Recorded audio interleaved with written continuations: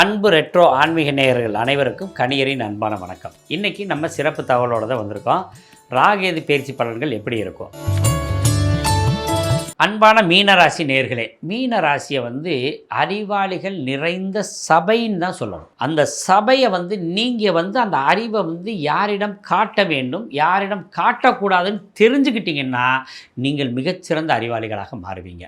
எப்படி இருக்குது ராகேது பயிற்சி பலன்? அற்புதம், மிக சிறப்பு. ரொம்ப பெரிய வெற்றிகளில் நீங்களும் கலந்து கொள்கிறீர்கள். 6ஆம் இடத்தில் இருக்கும் கேது பகவான் பெரிய வெற்றிகள்லாம் தரப்போகிறாரு. ஜென்மத்தில் இருந்த ராகு பகவான் உங்களுக்கு 12ஆம் இடத்துல போனதுனால வெளிநாடு யோகம், வெளிநாடு செல்லும் பாக்கியம், வெளியூரில் போய் வேலைக்கு போகக்கூடியது, இந்த மாதிரி அமைப்புகள்லாம் ரொம்ப சிறப்பாக இருக்குது.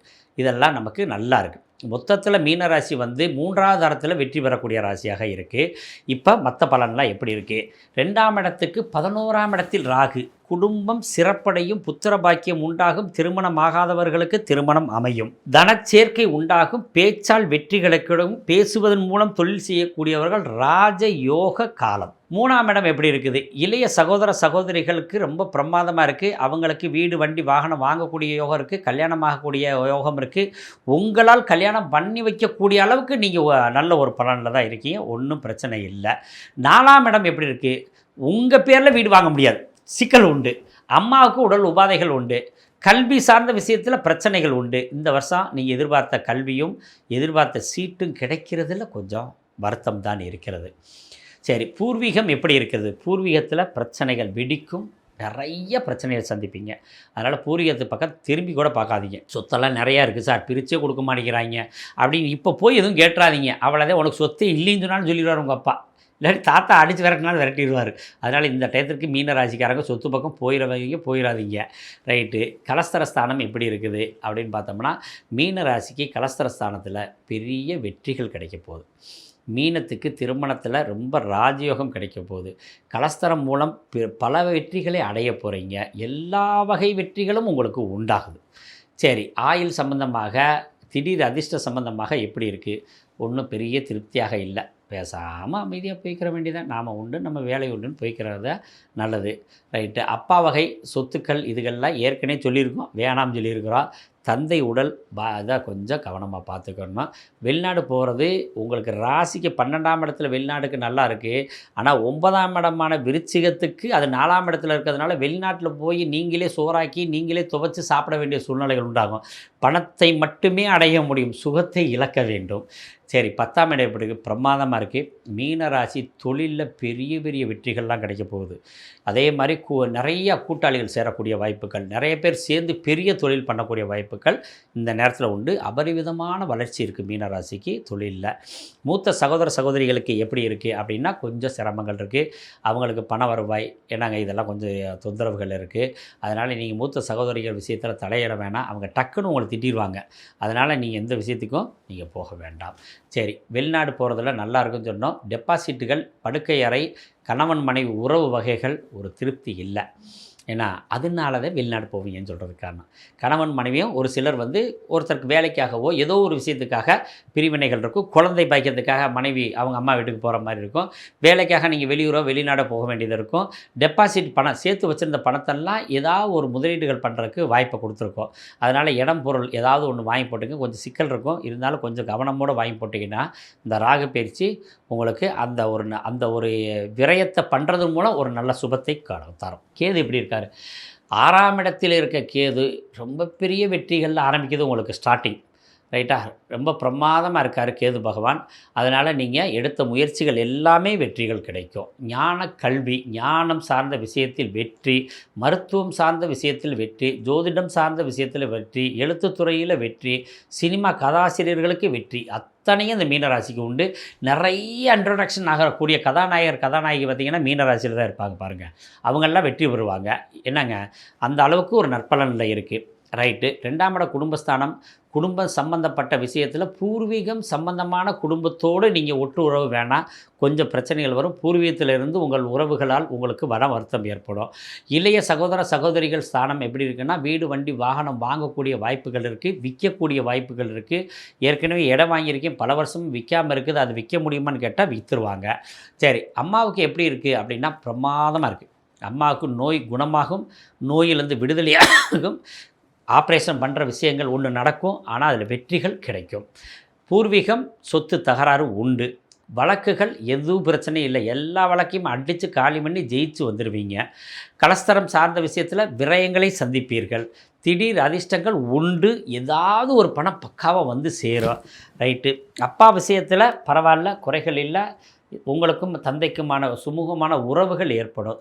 தொழில் சார்ந்த விஷயத்தில் கேது சுமாரான இடத்துல இருக்கிறதுனால கொஞ்சம் பார்த்து கவனமாக இந்த கமிஷன், அதே மாதிரி இந்த நூல், இந்த கலர் சார்ந்த விஷயம், கெமிக்கல் சார்ந்த விஷயம், இந்த மாதிரி விஷயங்கள் இருக்கவங்களாம் கொஞ்சம் கவனமாக இருக்கும். பத்திரிக்கை தொழில், இந்த மாதிரி தொழிலில் இருக்கவங்க கொஞ்சம் கவனமாக இருக்க வேண்டியது இருக்குது.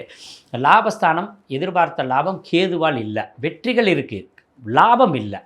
விரயங்கள் எப்படி இருக்குது, வெளிநாட்டு பயணங்கள் எப்படி இருக்குது, வெளிநாட்டு பயணங்கள் நன்மைகள் தரும். என்னங்க அதில் ஒன்றும் குறையில்லை. டெபாசிட் வந்து கொஞ்சம் சேகரித்து வைக்கிறதா எதிர்பார்க்க முடியாது. இருந்தாலும் பெரிய கெடுபலன்கள் இல்லை. மொத்தத்தில் மீன ராசிக்கு எப்படி இருக்குது அப்படின்னா, எவ்வளவு குறைகள் இதுக்குள்ளே நான் சொல்லியிருந்தாலும் அதெல்லாம் நிறையாக மாறி பெரிய வெற்றியை அடைய போகிற ராசியும் மீன ராசி தான். ஏன்னா கேது வந்து 6ஆம் இடத்துல ரொம்ப சிறப்பாக இருக்குது.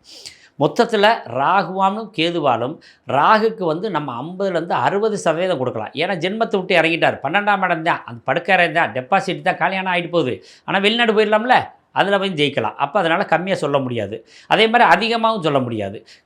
கேது 6ஆம் இடத்துல வெற்றிக்குரிய இடத்துல இருக்கும்போது எதிரிகளை வெல்லும் ஆற்றல் கேதுக்கு தான் இருக்குது. அப்போ இவருக்கு 100% கொடுத்து ஆகணும். ஆக மொத்தம் மீனராசி ஒன்றும் கவலைப்பட வேண்டிய அவசியம் இல்லாத ராசி. மொத்தத்தில் பிரமாதமாக இருக்குது மீனராசிக்கு. பொதுவாக மேசத்துக்கு வந்து ராகுவால் நன்மை, ரிஷபத்துக்கு வந்து ராகு சுமார், கேதுவும் சுமார், மிதுனத்துக்கு வந்து ராகுனால் நன்மை இல்லை, கேதுனால் மிகப்பெரிய வெற்றிகள் இருக்குது. கடகத்துக்கு வந்து ராகு கேதுனால சுமாரான பலன் தான், சிம்பத்துக்கு ராகு கேதுனால சுமாரான பலன் தான். கன்னி ராசிக்கு 6ஆம் இடத்துல ராகு ரொம்ப பிரமாதமாக பலன், கேது 12ல் சுமாரான பலன். ஆக ராகு நன்மை தந்துடுறாரு. துலாத்துக்கு கேதுவனால் நல்ல பலன், ராகுனால் சுமாரான பலன். விருச்சிகத்துக்கு ராகு சுமாரான பலன், கேதுனால் பரவாயில்ல ஓரளவுக்கு நல்ல பலன். தனுசுக்கு ராகு ராஜயோக ராகு, கேது சுமாராக இருக்குது.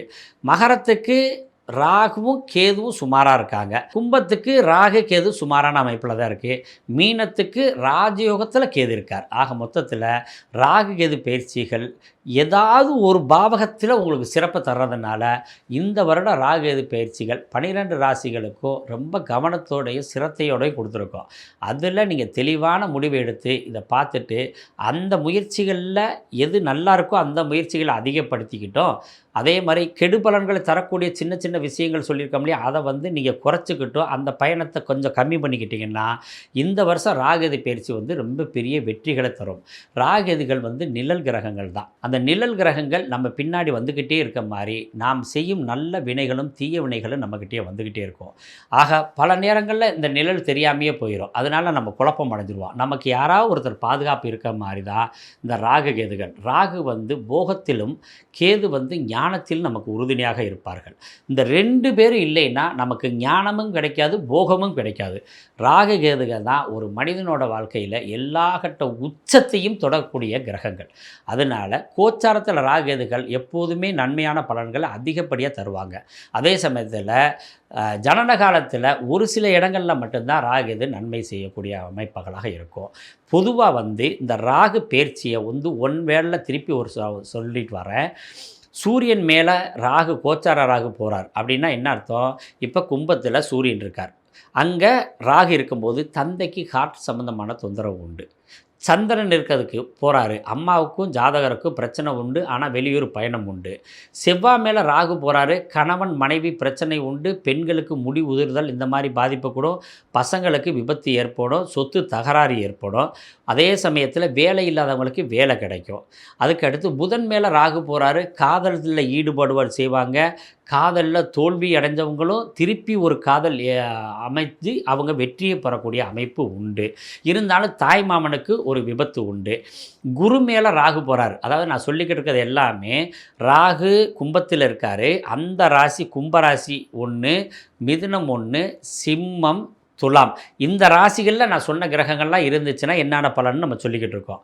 அடுத்தது குரு மேலே ராகு. இப்போ ராகு இருக்க ராசி கும்பம். ஏற்கனவே ஜனனகால குரு வந்து கும்பத்திலேயோ மிதுனத்திலேயோ சிம்மத்திலேயோ துலாத்தில் இருந்தால் குழந்தை இல்லாதவங்களுக்கு குழந்தை பாக்கியம் கிடைக்கும். பெரிய பண வருவாய் உண்டு.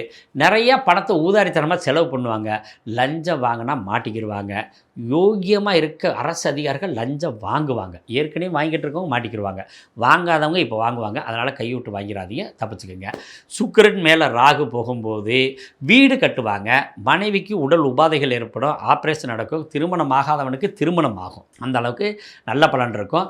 நகைகளை அடமான வைப்பார்கள். அடமான வச்ச நகைகளை திருப்புவார்கள். மூத்த சகோதரிக்கு குழந்தை பிறக்கும். இளைய அதாவது மூத்த மகளுக்கு குழந்தை பாக்கிய திருமண வாய்ப்புகள் ஏற்படும். சனி மேலே ராகு, தொழிலில் மாற்றம் உண்டாகும். இடத்த விட்டு இடம் மாறணும். அந்த மாதிரி அமைப்பு இருக்குது. கேது மேலே ராகு போகும்போது ஸ்டேஷன் சம்மந்தமான பிரச்சனைகளை அனுபவிப்பாங்க. அதில் கொஞ்சம் கவனமாக இருக்கணும். வெளிநாடு போகிறதுக்கு வாய்ப்பு உண்டு. கேது மேலே ராகு போகும்போது உடம்பு உபாதைகள் ஏற்படும். இதுதான் ராகு 9 கிரகங்கள் மேலே போகும்போது ஏற்படும் பலன்கள். கேது வச்சு சொல்லுவோம்.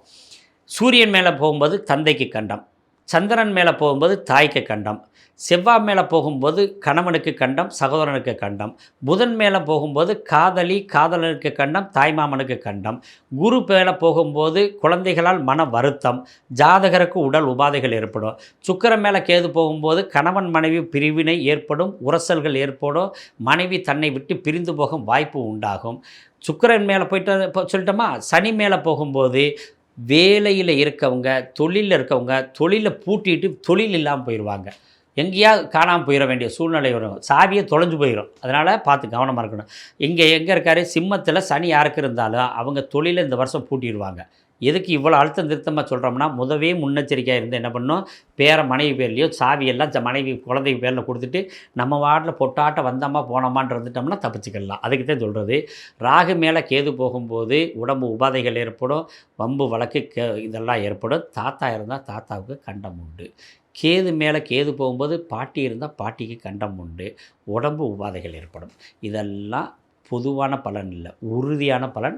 உங்கள் வாழ்க்கையில் இதெல்லாம் நடக்கிறதுக்கு முன்னாடி முன்னெச்சரிக்கையாக இருந்து ராகு பகவான் கேது பகவான் கோயிலுக்கு போயிட்டு நல்ல ஒரு சூரிய தரிசனம் பண்ணிவிட்டு உங்கள் குலதெய்வ கோயிலுக்கு போயிட்டு வாங்க. எல்லா கெடுபலன்களும் மாறி நற்பலன்களாக நீங்கள் எல்லாரும் சுபிச்சமாக வாழணும்னு அன்போடு வாழ்த்தி பெரியவங்கள்ட்ட வணங்கி விடைபெறுகிறேன். நல்லதொரு வாய்ப்பில் மீண்டும் சந்திப்போம். நன்றியும் வணக்கமும்.